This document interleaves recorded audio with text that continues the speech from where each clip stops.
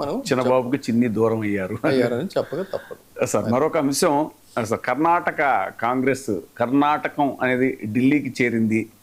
గత కొంతకాలంగా అది నలుగుతున్న ఇష్యూయే సార్. ఎప్పుడెప్పుడు ఇది కుర్చీ కోసం ఇది కిస్సా కుర్చీకా అనేటువంటిది. ఆయన సిద్ధరామయ్య గారు అవుట్, డికే శివకుమార్ ఇన్ అనేలాగా ఢిల్లీ వేదికగా రాజకీయాలు చాలా చకచక జరుగుతున్నాయా అనేటువంటి ఒక చర్చ జరుగుతుంది సార్. దీనికి సంబంధించి అంటే నిజానికి కర్ణాటక రాజకీయాల్లో ఇద్దరూ కూడా కాంగ్రెస్ పార్టీ అధికారంలోకి రావడంలో ఎవరి వంతు పాత్ర, సిద్ధరామయ్య గారికి ఉన్నటువంటి ఓటు బ్యాంకు కానీ, లేదు ఈ డికే శివకుమార్కి ఉన్నటువంటి ఆర్థిక అంగబలం కానీ, ఆర్థిక బలం కానీ, ఈ రెండూ కూడా కర్ణాటకలో కాంగ్రెస్ని గెలిపించాయని చెప్పాలి.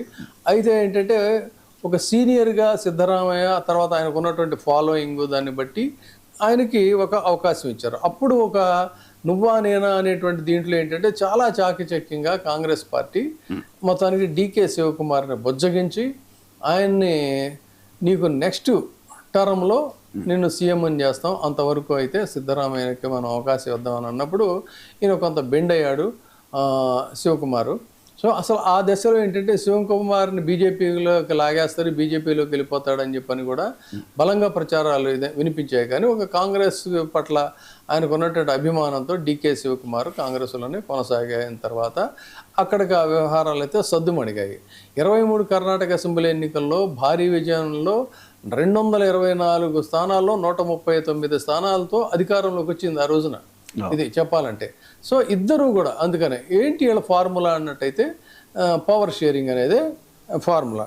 ఈ పవర్ షేరింగ్లో ఫస్ట్ హాఫ్ అంతా కూడానేమో సిద్ధరామయ్య, సెకండ్ హాఫ్ అంతా కూడా డికే శివకుమారు అని, అంటే 2.5 years తర్వాత ఈ మార్పు ఉంటుందని చెప్పని అన్నారు. మరి మళ్ళీ ఇప్పుడు ఎందుకు మొదలైంది ఈ చర్చ అన్నట్టయితే ఇది ఇప్పుడు 3వ సంవత్సరంలోకి వచ్చింది. 2.5 years తర్వాత ఒకసారి డికే శివకుమార్ అడిగితే మళ్ళీ అప్పుడు ఏదో రకంగా ప్యాసిఫై చేశారు. చేసిన తర్వాత మళ్ళీ ఇప్పుడు 3rd yearకి వస్తున్నటువంటి సందర్భంలో ఈసారి గట్టిగా పట్టుబట్టాడు. అందుకని హైకమాండ్ ఏ నిర్ణయం తీసుకున్నా నేను పాటిస్తానని శివకుమార్ కూడా చెప్పే పరిస్థితి వచ్చింది. ఈ పంచాయతీ ఇప్పుడు ఢిల్లీకి వెళ్ళింది. అయితే శివకుమార్ అంత తేలికగా గద్దె వదిలేస్తాడా అనంటే కూడా ఇది చివరి దాకా కూడా ఒక doubtful వ్యవహారమే.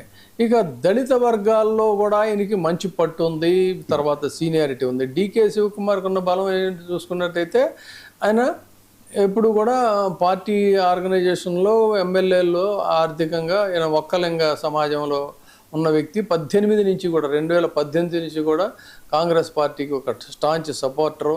So time will answer అని చెప్పిన అప్పుడప్పుడు మాట్లాడుతుంటాడు తప్ప ఆ లైన్ ఆఫ్ కంట్రోల్ దాటి ఎప్పుడు కూడా దాన్ని మాట్లాడినటువంటి పరిస్థితి కనపడలేదు. సో మరి ఇప్పుడు సిద్ధరామయ్యని ఏ విధంగా వీళ్ళు బుజ్జగిస్తారు అనేటువంటిదే ఇక్కడ ఆసక్తికరమైనటువంటి మాట. తర్వాత ప్రాంతీయ సమీకరణాలు కూడా అక్కడ చాలా ఇంపార్టెంట్. ఎందుకంటే ఇప్పుడు బీజేపీను ఇది మన జనతాదళ్, జేడిఎస్, ఈ జేడిఎస్ బీజేపీ ఈ రెండు పార్టీలు కూడా ఈ పరిణామాలను చాలా జాగ్రత్తగా గమనిస్తున్నాయి అవకాశం కోసం. ఎందుకంటే కొంత యాంటీ ఇన్కంబెన్సీ అనేది మొదలైంది. సో ఈ గొడవలు కనుక ఇంకాస్త మరింత విభేదాలు పెరిగినట్లయితే అల్టిమేట్గా రేపు రాబోయే 2028 ఎన్నికలకి కాంగ్రెస్ని పూర్తిగా ఇదే ఆయుధంగా బలహీనపరిచినట్లయితే వాళ్ళకి కలిసి వచ్చే అవకాశం. ఏంటా కలిసి వచ్చే అవకాశం అంటే వాళ్ళు రావచ్చు. అయితే ఇప్పుడు ఉన్న హైకమాండ్ ముందు ఏంటంటే ఏదో రకంగా సిద్ధరామయ్యను కొనసాగించాలి, ఇప్పుడు మార్పు అవసరం లేదు అని చెప్పనుకుంటే సిద్ధరామయ్యను కొనసాగిస్తారు. కాదు డికే శివకుమార్కి సీఎం ఇచ్చేటువంటి ఇదైతే పవర్ షేరింగ్ అనేటువంటిది ప్రాతిపదిక అమలు చేసినట్టయితే అప్పుడు డిప్యూటీ సీఎంగా సిద్ధరామయ్యని ఆయన ఒప్పుకుంటే డిప్యూటీ సీఎంగా పెడతారు. ఇది ఒక ఫార్ములా. ఇక రాజీ ఫార్ములా ఏంటన్నట్టు ఆయన డిప్యూటీ సీఎంగా పెట్టి ఆయన దగ్గర సంబంధించిన సోదరుడికో ఎవరికో రాజ్యసభ సీట్ ఇవ్వాలని. కాదన్నట్లయితే అసలు ఈయనకే రాజ్యసభ సీట్ ఈయన ఒప్పుకుంటే ఈయనకి రాజ్యసభ సీట్ ఇవ్వాలని. ఇట్లా మొత్తం మీద ఏంటంటే ఒక 3 ఫార్ములాస్ అయితే కాంగ్రెస్ పార్టీ ముందు ఉన్నాయి.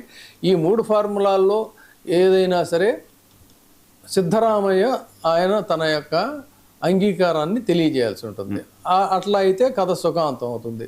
కాదు అన్నట్లయితే ఈ రిఫ్ట్ కనుక పెద్దది అయినట్లయితే దీని ఇంపాక్ట్ ముఖ్యంగా ఏంటంటే లింగాయత్ ఏమో బీజేపీకి బలం, ఒక్కలింగేమో జేడిఎస్కి బలం, డీకే ప్రభావం అహింద సిద్ధరామయ్యకి సంబంధించి.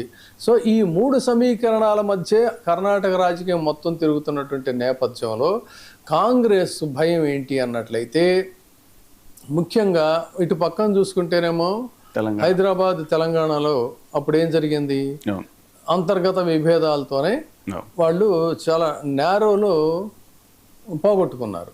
సో ఇప్పుడు ఇదే అలాంటి వర్గపోరే కనుక ఇక్కడ కాంగ్రెస్ పార్టీని బలహీనపరిస్తే వాళ్ళకు ఉన్నటువంటి 2 పెద్ద రాష్ట్రాలు, అంటే ఇప్పుడు కేరళ ఇక్కడ వచ్చినా కూడా పెద్ద రాష్ట్రాలుగా చూసుకున్నట్టయితే ఏంటంటే కేవలం తెలంగాణను కర్ణాటక. కాబట్టి ఎలాంటి పరిస్థితుల్లో కూడా కర్ణాటకలో తమ యొక్క పట్టు కోల్పోకూడదు అనేటువంటిదే కాంగ్రెస్ ముందు ఉన్నటువంటి ప్రధానమైనటువంటి ఒక సవాలు.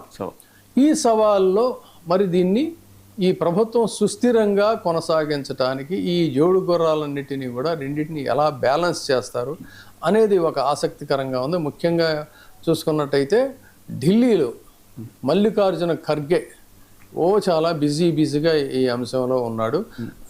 కన్నడంలో ఉన్నటువంటి రీజనల్ మీడియా కానీ అవి కానీ ఏదో చాలా ఊహాగానాలు కథనాలు అన్నీ ఇదవుతున్నాయి.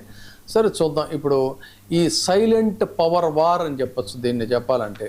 ఈ సైలెంట్ పవర్ వార్లో కర్ణాటకలో భవిష్యత్తు ఎవరిని పీఠం వరిస్తుంది అంటే తన పీఠాన్ని తను సిద్ధరామయ్య ఆయన సుస్థిరం చేసుకుంటాడా, లేదు చాలా కాలంగా ఆశగా ఎదురు చూస్తున్నటువంటి డీకే శివకుమార్కి ఈ అవకాశం దక్కుతుందా అనేది చూద్దాం. యాక్చువల్గా ఈ కాంగ్రెస్కి కుస్తీ తప్పట్లేదండి. తెలంగాణలో కూడా అప్పుడు ఎవరు ముఖ్యమంత్రి అనేటువంటిది చాలా హైడ్రామా నడిచింది. మొన్న కేరళలో కూడా చాలా హైడ్రామా నడిచింది. ఇక్కడ గమనించాల్సింది ఏంటంటే ఇంత సుదీర్ఘ అనుభవం అంటే అఫ్కోర్స్ ఇప్పుడు కాంగ్రెస్ పార్టీలో అంత అనుభవం ఉన్నటువంటి వాళ్ళు ఎవరు లేరు. గతంలో పెద్ద పెద్ద మహామహులు ఉండేవాళ్ళు, అపర చాణక్యులు ఉండేవాళ్ళు. ఏ ఇష్యూ వచ్చినా కూడా అప్పుడు ఇంటర్నల్ పాలిటిక్స్ కావాల్సినంత పుష్కలంగా ఉండేవి.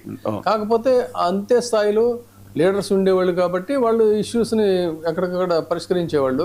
ఇప్పటి పరిస్థితి చూసుకున్నట్టయితే ఏంటంటే చిన్న గోవా లాంటి చోట కూడా వాళ్ళ స్ట్రాటజీని ప్లే చేయడంలో అటర్ ఫెయిల్యూర్ అయ్యారు.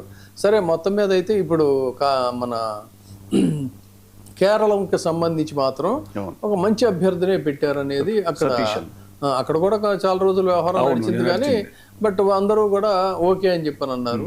సో మరి ఈ ఇష్యూని ఎలా పరిష్కరిస్తారనేటువంటిది చూద్దాం. అదే యాక్చువల్గా వాళ్ళు బలపరిచిన విజయ విషయంలో కూడా చాలా కుస్తీ జరిగింది అక్కడ మనం చూసాం. అది ఇప్పుడు తమిళ